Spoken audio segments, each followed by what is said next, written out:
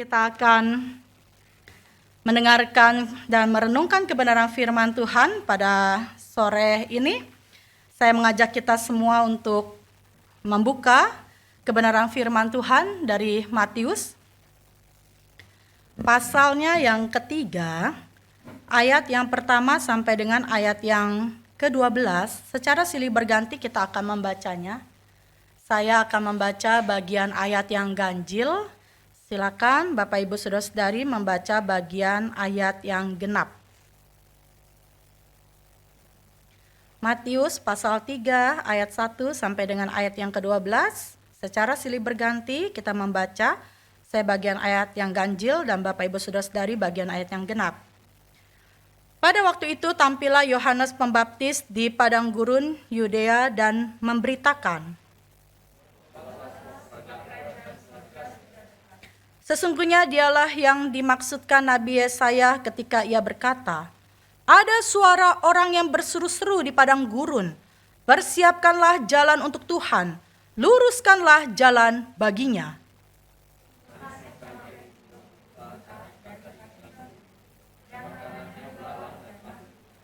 Maka datanglah kepadanya penduduk dari Yerusalem, dari seluruh Yudea dan dari seluruh daerah sekitar Yordan.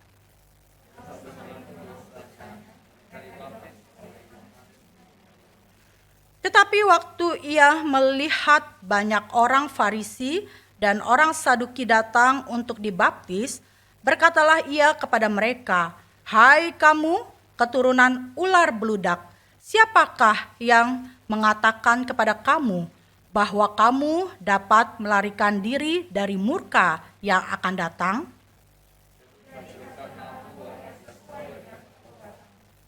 Dan janganlah mengira bahwa kamu dapat berkata dalam hatimu, Abraham adalah bapa kami, karena aku berkata kepadamu, Allah dapat menjadikan anak-anak bagi Abraham dari batu-batu ini.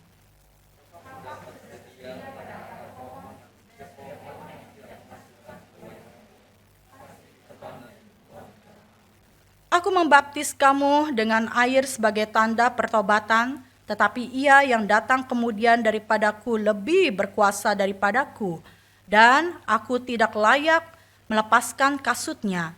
Ia akan membaptiskan kamu dengan Roh Kudus dan dengan api.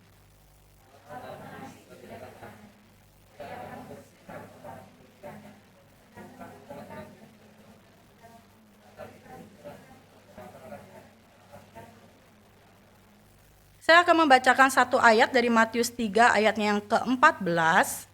Tetapi Yohanes mencegah dia, katanya, akulah yang perlu dibaptis olehmu dan engkau yang datang kepadaku. Di tanggal 15 sampai dengan 16 November tahun 2022, ada konferensi tingkat tinggi yaitu KTT G20 yang menjadi tuan rumah adalah Indonesia. Dilaksanakan di Bali pada saat itu. KTT G20 ini adalah forum kerja secara multilateral yang terdiri dari 19 negara utama dan juga Uni Eropa. Ada yang berkesan, memang banyak hal ya waktu nonton tentang KTT G20 itu, tetapi saya mengikuti sebuah berita tentang Wisnu Tama sebagai koordinator tim asistensi dan kemitraan dalam gelaran G20.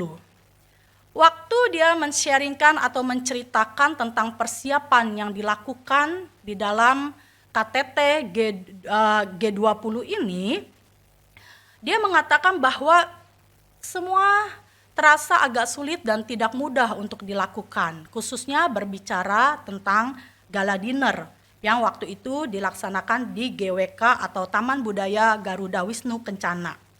Nah, dia mengatakan bahwa konsep yang diinginkan itu sulit untuk dilaksanakan karena kiri kanan ada banyak tebing yang ada, begitu ya.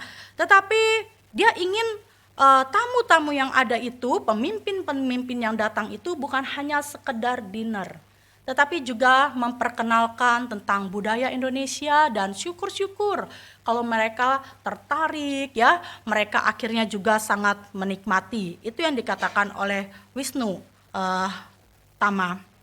Nah, waktu dia berbicara tentang kesulitan yang ada, bahwa ingin menciptakan sebuah gala dinner yang cukup baik, tetapi dikelilingi oleh tebing-tebing ya, bahkan bukan hanya pada saat itu ada kesulitan seperti demikian, tetapi juga melibatkan sekitar kurang lebih 200 penari dan beberapa puluh penyanyi yang pada saat itu terlibat untuk acara itu. Sehingga Wisnu Tama itu harus turun tangan untuk menyaksikan sendiri persiapan-persiapan yang ada. Nah, waktu itu juga sangat meriah sekali acaranya karena sorotan lampu warna-warni dan letusan kembang api di langit itu juga disiapkan. Itu tidak mudah. Tetapi Wisnu Tama mengatakan bahwa semua diciptakan dengan tidak mudah, tapi ya kalau diperkirakan akan 20 tahun kemudian akan menjadi tuan rumah lagi, maka kita harus mempersiapkan yang terbaik. Yang terbaik. Nah, waktu itu banyak yang memuji ya. Nah, waktu itu juga banyak yang terpukau ya oleh sajian-sajian yang ada di KTT G20 ini. Nah, berbicara tentang KTT G20, ada pemimpin-pemimpin yang hadir, orang-orang yang sangat penting, itu mereka disambut dengan memberi yang terbaik. Mereka disambut dengan begitu sangat spesialnya, dengan biaya yang tidak murah.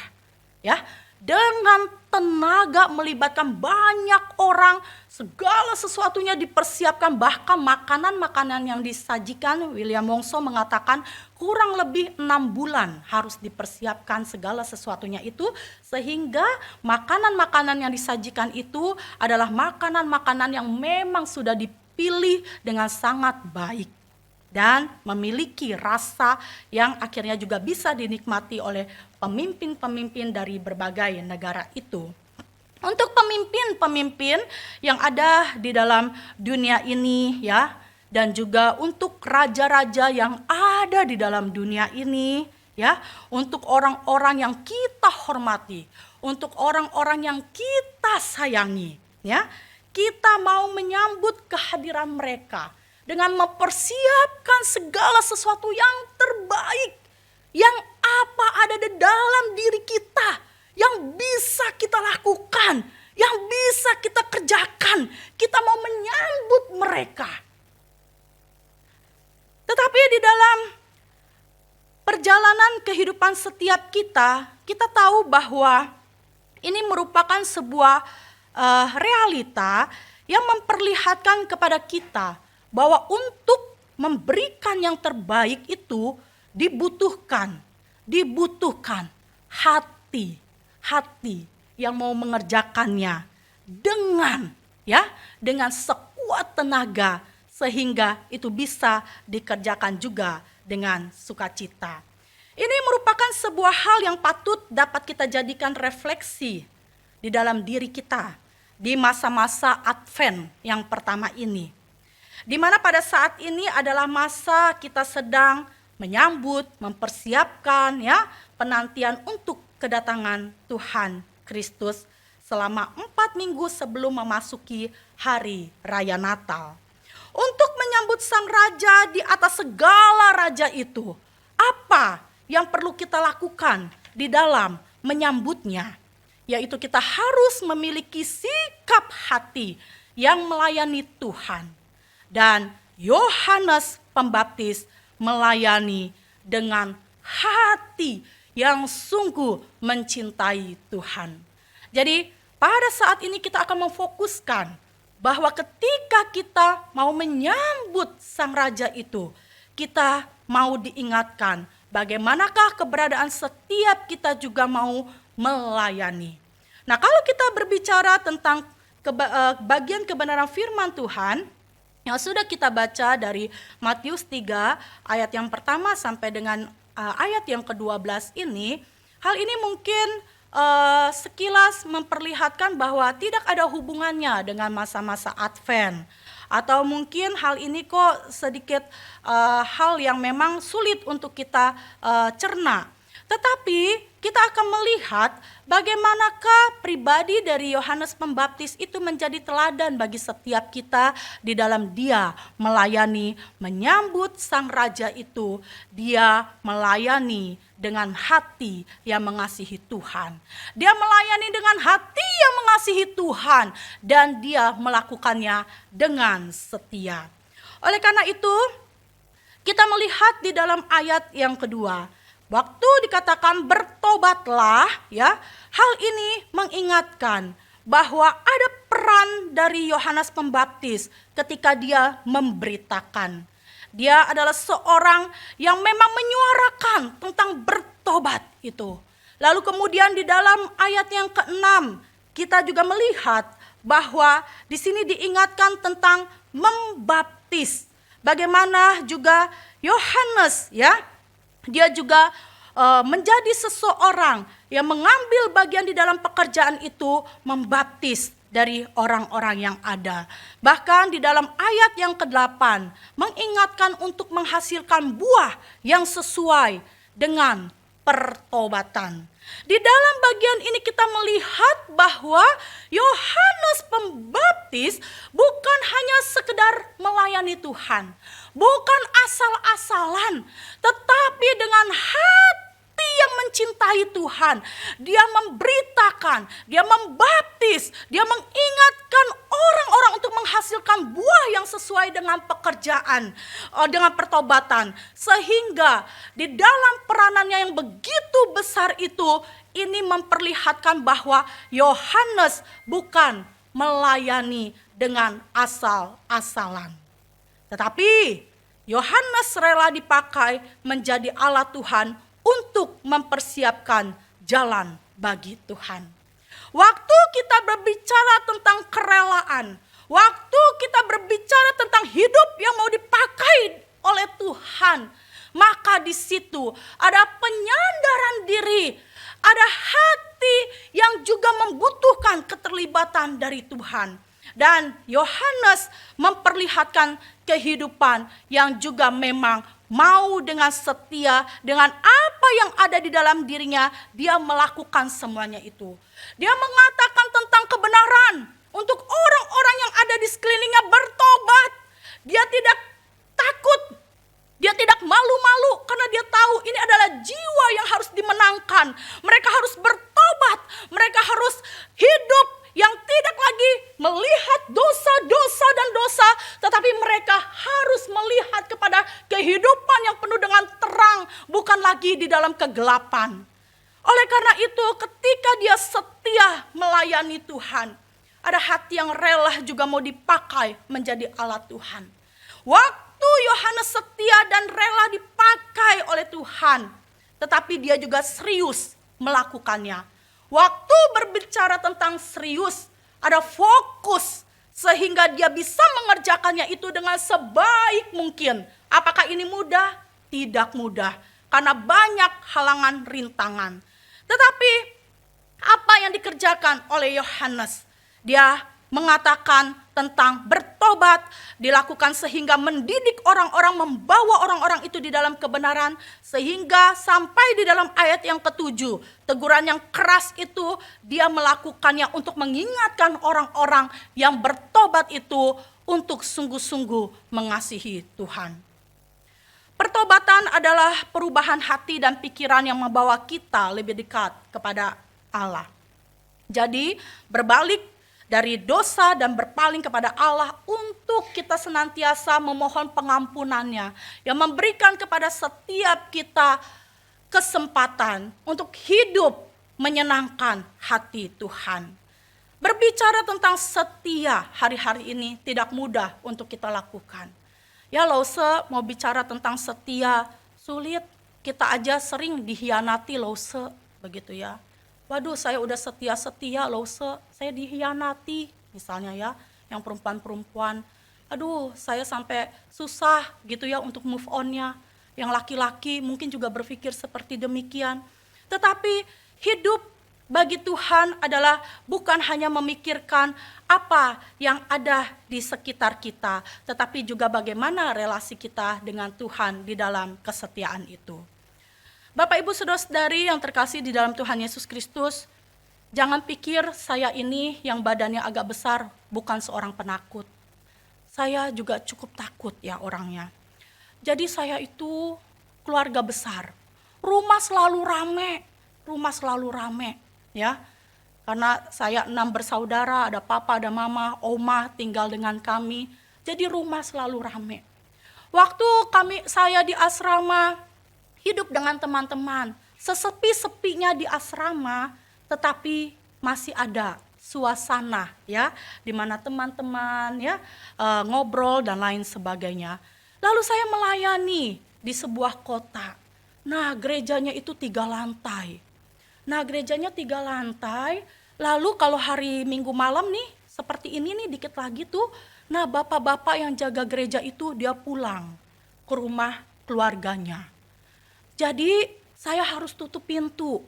Nah, tutup pintu itu dari lantai 1, tutup pintunya itu pintu yang berapa lapis, kemudian gerbangnya dulu, lalu berapa lapis, lalu saya harus ke lantai 2. Waktu di lantai 2 saya lihat kan ke kiri, wah itu ruangan ibadah umum, gelap gulita, waduh dalam nama Yesus. Saya naik begitu kan ya, waduh kalau udah kayak begitu hati saya ciut begitu ya. Nah kemudian ada saudara sepupu saya, gue mau liburan ya Gin, ke tempat elu, ya mainlah. Dia malah bilang gini, Gin, lu tinggal di sini ya, lu nggak takut kebakaran? Lu nanti kalau ada maling, lu teriaknya gimana? Makin ciut hati saya. Aduh, iya ya, ini lu kalau mau lompat dari mana lu ditutup nih semua jendela. Aduh, saya pikiran yang udah enggak tuh ya. Saudara-saudara, hati yang setia itu mulai tergoyahkan. Waduh, ini patut gak ya saya pertahankan? Atau gimana ya hidup saya? Karena itu ya di sebelah kanan rumah besar, temboknya tebal. Di sebelah gereja yang kiri juga rumah, gedung, temboknya tebal. Di depan gereja itu toko-toko bunga yang kalau udah jam 7 malam mereka tutup. Nah tapi kalau lembur mereka buka begitu ya. Tapi ya mau teriak juga sulit begitu ya kalau ada apa-apa. Nah, hal itu cukup mengganggu tentang kesetiaan saya untuk tetap ataukah untuk tidak. Waduh, saya pikir gimana ya kalau orang tua telepon begitu ya, gimana di sana? Ya baik-baik, sehat-sehat. Ya masa kita mau nangis-nangis ya? Ya enggak lah ya. Sehat-sehat, baik-baik begitu ya.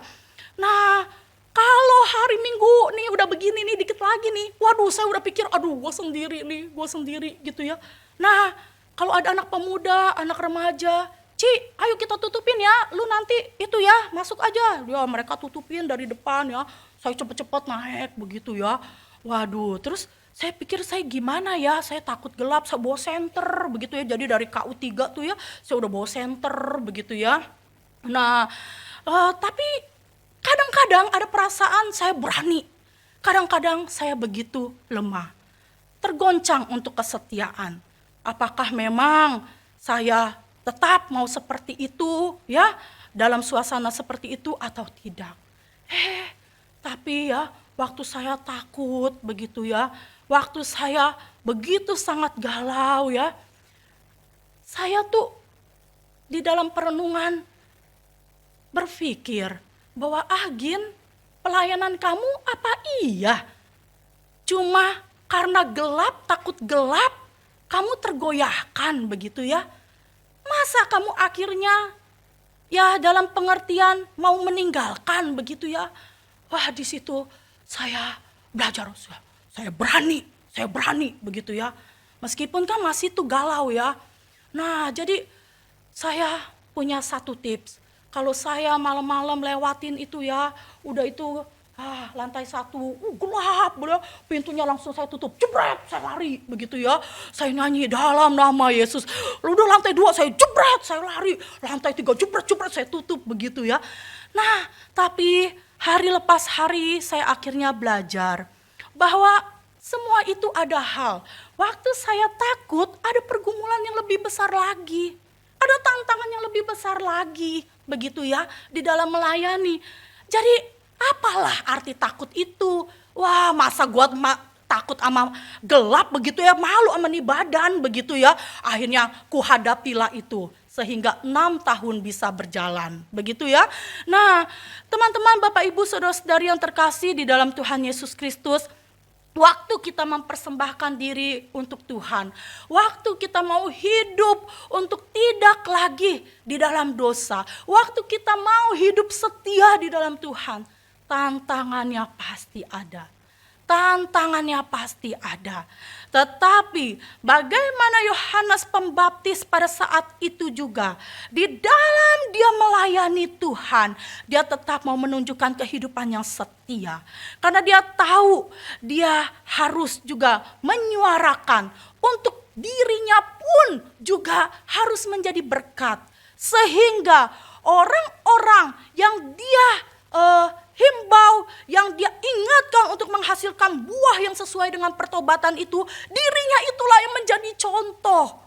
Dirinya itulah yang menjadi contoh. Dan dia membuktikannya. Lalu kita yang kedua belajar bahwa ketika kita juga menyambut ya Tuhan di dalam kehidupan kita sebagai Sang Raja itu, dan kita mau melayani Dia, maka kita juga harus melayani dengan rendah hati. Di dalam ayat yang ke-11 dikatakan, aku membaptis kamu dengan air sebagai tanda pertobatan dan sebagainya dan sebagainya. Lalu tadi saya membacakan dari pasal 3 ayatnya yang ke-14. Bagaimanakah Yohanes juga memiliki kerendahan hati. Dia belajar untuk mengakui bahwa Yesus yang patut ditinggikan karena dia lebih berkuasa. Bukan karena dia sebagai seseorang yang mempersiapkan jalan itu sehingga dia jadi sombong. Siapa kamu begitu ya? Enggak. Tetapi dia belajar bagaimana menjadi seseorang yang rendah hati. Dan itu juga dilakukannya di dalam kehidupannya.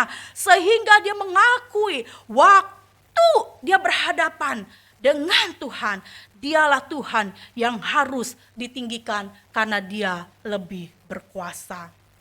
Seorang penulis mengatakan bahwa belajar rendah hati itu tidak cukup memakan waktu 1 tahun.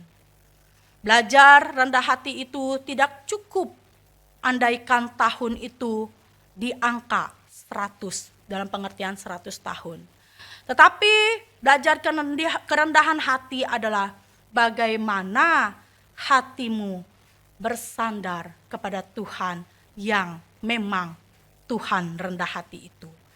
Nah, di dalam kerendahan hati ketika melayani, di dalam kita menjadi anak-anak Tuhan, ketika kita juga menjadi saksi di tengah-tengah dunia ini, rendah hati itu bukan hal yang mudah.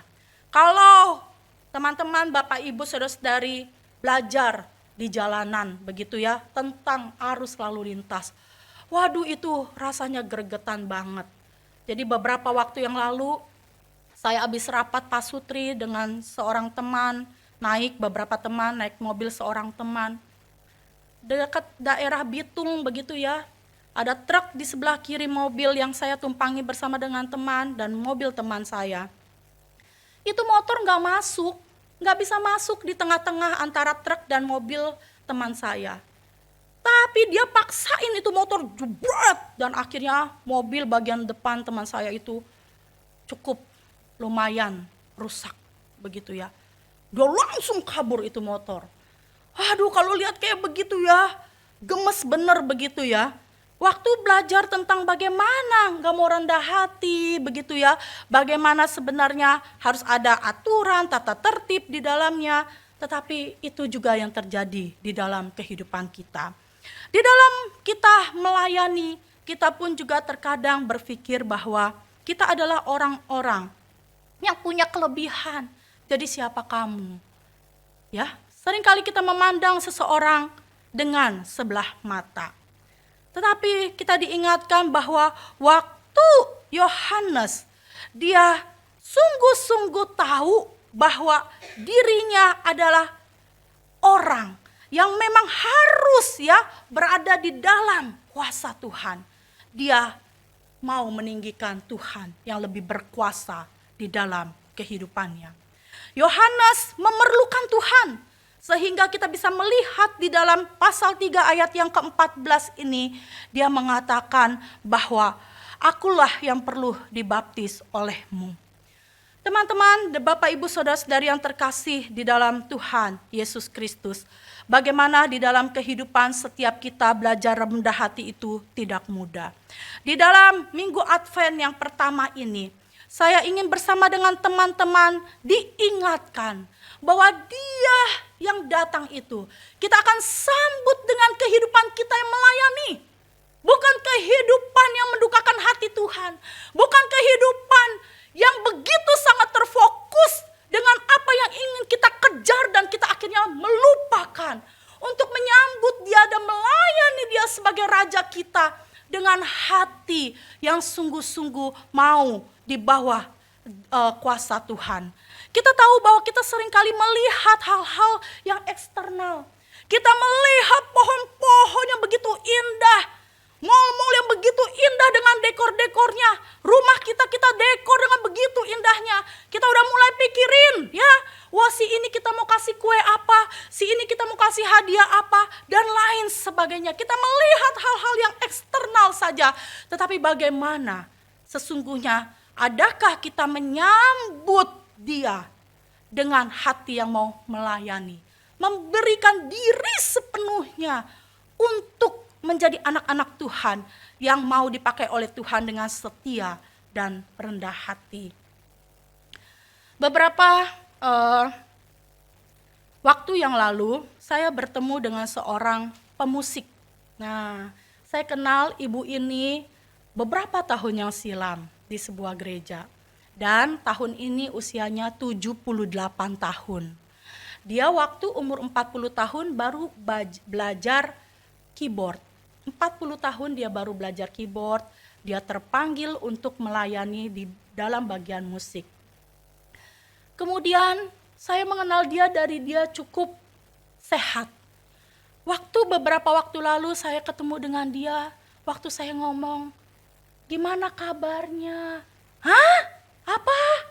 Pendengarannya sudah jauh, Saya lihat tubuhnya sudah makin kurus dan kerutan-kerutannya itu bertambah banyak yang menandakan dia juga sudah semakin tua. Tetapi dia sangat setia di dalam melayani Tuhan. Apa yang bisa dia kerjakan, Musik-musik yang sulit sekali. Kalau di jam-jam orang tidur siang, dia datang ke gereja. Dia di ruang ibadah karena dia tidak punya keyboard, dia latihan berjam-jam. Waktu itu ibu itu berlatih. Sekarang pendengarannya udah agak jauh.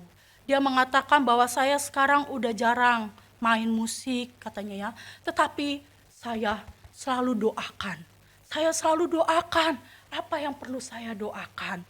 Saya ngerjain deh apa yang bisa saya kerjain. Ibu itu memang sudah semakin tua. Ibu itu memang sudah semakin rentan. Ada sakit-sakit tertentu di bagian tubuhnya.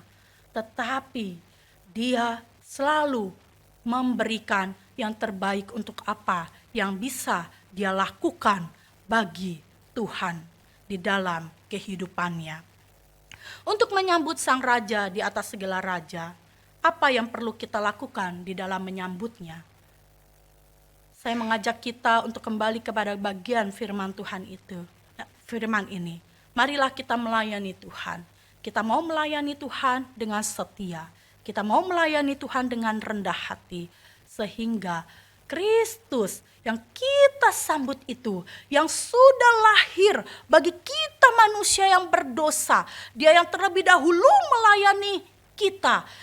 Kita tidak pernah bisa dapat membalas dengan apapun. Tetapi kita dapat membalas dengan apa yang bisa kita lakukan meskipun itu tidak tidak seberapa. Tetapi apa yang bisa kita kerjakan, kita lakukan untuk melayani Tuhan. Marilah kita mengambil bagian di dalam melayani Tuhan. Saya tidak tahu setiap kita yang hadir di tempat ini apakah kita sudah melayani Tuhan. Apakah kita sudah mengambil bagian di dalam melayani Tuhan? Apa yang menjadi talenta, apa yang menjadi pengembangan diri di dalam melayani Tuhan yang Tuhan percayakan untuk kita kerjakan. Kalau belum, kita mau melayani Tuhan, mengambil bagian. Kalau kita yang sudah melayani Tuhan, kita mau mengintrospeksi diri kita. Apakah kita sudah dengan setia melayani Tuhan? Apakah dengan rendah hati juga kita sudah melayani Tuhan? Atau selama ini kita melayani Tuhan tapi asal-asalan. Kita melayani Tuhan kalau ada waktu. Kita melayani Tuhan kalau tidak ada tugas-tugas. Kita mau melayani Tuhan kalau, jika dan lain sebagainya. Tetapi biarlah seluruh hidup kita, fokus hidup kita juga, kita mau mempersembahkan diri. Dan itulah yang kita persembahkan di dalam menyambut kedatangan Tuhan di dalam kehidupan setiap kita. Amin, mari kita berdoa. Bapa di dalam kerajaan surga, inilah setiap kami, anak-anak-Mu. Tuhan, Kau yang sudah menciptakan kami dan memberikan setiap kami talenta-talenta, karunia-karunia yang sudah Kau nyatakan di dalam kehidupan kami. Kami mau mengembangkannya semuanya itu untuk kemuliaan Tuhan. Sehingga kami ingin menyambut kedatangan-Mu bukan dengan biasa-biasa saja. Dari tahun ke tahun ya seperti demikian. Tidak ada apa-apa yang kami persiapkan di dalam diri kami, kecuali mungkin hadiah-hadiah dan dekor-dekor itu yang bagus. Semua itu kami persiapkan bukan salah.